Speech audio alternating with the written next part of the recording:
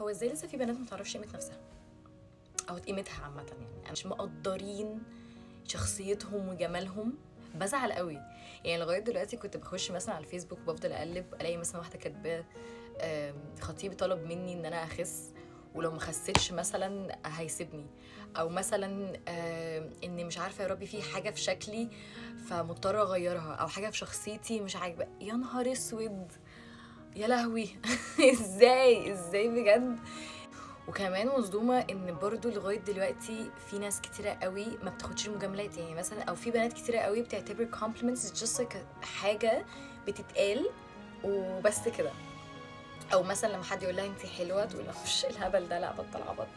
او مثلا لا ده بس مجرد فلتر، ده اصلا ده مكياج مش عارفه ايه. انت عماله بتقللي من نفسك انت اصلا، يعني ومستغربه ليه في ناس بتعاملك وحش، ومستغربه ليه في ناس مش بتقدر قيمتك، ومستغربه ان بتخشي في توكسيك ريليشن شيبس عشان انت اصلا ذات نفسك مش مقدره قيمتك. انت ذات نفسك ما تعرفيش how unique you are. يعني احنا الحمد لله احنا مش زي بعض. احنا مش زي بعض ولا حلاوتنا بحلاوة بعض، مفيش اي حاجة. احنا ربنا فعلا خلق كل واحدة فينا بشخصيتها، بجمالها، ب...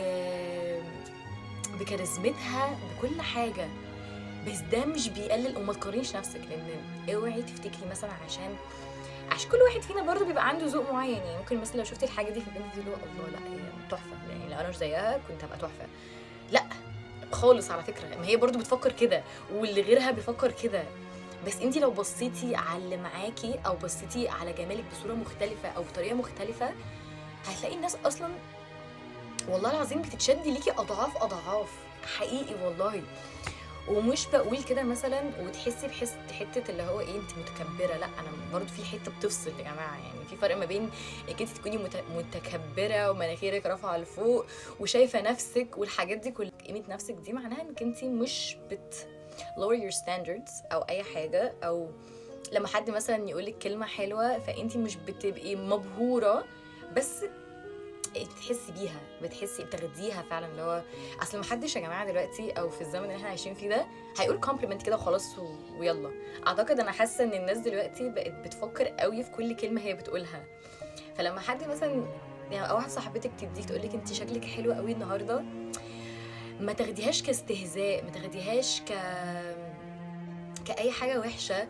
take it as a nice compliment actually. like خديها جواكي اللي هو الله ايه ده بجد، انا ثانك يو، لانك انتي المفروض تكوني شفتي ده الاول قبل ما حد تاني يشوف. عودي نفسك انك تاخدي المجامله، يعني حقيقي عشان انتي تستحقيها. لما حد يقولك انك انتي مختلفه عن الكل، انتي فعلا مختلفه عن الكل. لما حد يقولك انك انتي جميله، وحد دي معناها بنت او ولد by the way just to keep myself clear. فلما حد يقولك انك تحفه، انتي فعلا عينيكي تحفه. و I hope that you know that. يعني مش عشان تشوفي نفسك وفعلا تدوسي على خلق الله بقى وكده، لا بس علشان يبقى عندك رضا داخلي، ويبقى عندك اريحيه انك انتي مش مع اول حد يقولك كلمه فيك او اي حد او اي حاجه تقومي جري عليه. لا، انتي قدري نفسك وعززي نفسك واعرفي قيمه نفسك، علشان ما حدش يبقى عنده كنترول ان هو لما يديكي شويه الكلام دول تجري على طول. زي ما اتكلمت قبل كده في الموضوع ده، انتي حرفيا مرايه. اللي انتي مطلعاه هو الريفلكت اللي الناس هتشوفه برضه. يعني مش هيبقى اي حاجه مختلفه. لو انتي شايفه نفسك بتوع صوره حلوه، الريفلكت اللي هيطلع هيبقى صوره حلوه. لو انتي مهتميه بنفسك ومهتميه بانك انتي تفضلي تصلحي من نفسك وتطوري من شخصيتك وباهتمامك بقى بكل حاجه عامه، ده اللي الناس هتشوفه. وهيشوفوا كمان مجهودك، وهيشوفوا كمان احترامك لنفسك. انت لو محترمه نفسك مش هو قصدها بطريقه بجد عاديه. if you respect yourself people are gonna respect you period. وحاجه كمان، مش اي حد يقولك اي حاجه صدقيها. يعني بجد والله العظيم، يعني مش اي حد يقولك حتى اي حاجه تلعب في دماغك تسمحي لها انها تلعب في دماغك. خلي عندك حته اللي هو ايه، تفلتري. لقطه من فيديو لتوم هولاند. he was talking about لما حد مثلا بيعاتبه او حاجه يقول له انا زعلان منك، اوكي؟ فهو اول سؤال بيساله ايه؟ if he has my number he would text me and tell me what's wrong. if you don't, that means we're not friends. so انا مش مضطر ان انا اخد الكومبلمنتس او اخد الكريتيك بتاعك او اخد زعلك على يعني قدر كبير من تفكيري ومن مجهودي والكلام ده كله. وكمان ده بالذات لكل نيجاتيف كومنتس اللي بتظهر للانفلونسرز ده ف don't let it get into you. يعني لا بس انت وحش قوي، او they just try to look at the darkest side of you، او مثلا they always wait for one single mistake او حاجه صغنطوطه قوي عشان يكرهوك فيها. وده اصلا يعني زي ما انتوا عارفين المثل، حبيبك يبلع لك الزلط وعدوك يتمنى لك الغلط. so just also keep that in mind. من الاخر ما تتنازليش بجد والله العظيم، ما تتنازليش عن الاحترام، ما تتنازليش عن المعامله الكويسه، ما تتنازليش عن ان حد يحبك زي ما انتي.